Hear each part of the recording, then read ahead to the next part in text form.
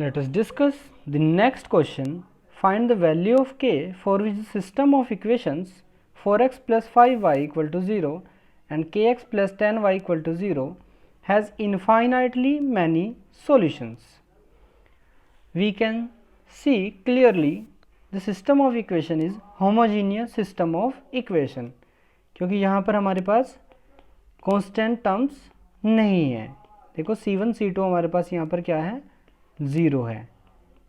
ठीक है, this is first equation and kx plus 10y equal to 0, this is second equation. ठीक है, now compare this system of homogeneous equation with our standard homogeneous system of equation. तो a1 equal to 4 and b1 equal to 5, a2 equal to k and b2 equal to 10. अब हमें पता है infinite solution का case क्या होता है हमारे पास, a1 upon a2 equal to b1 upon b2.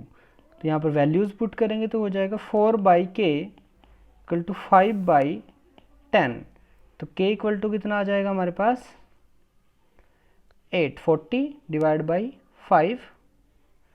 ठीक है, यानी k इक्वल टू 8 के लिए system will have infinite many solution. ठीक है, आई होप आपको ये भी अच्छे से समझ आया होगा.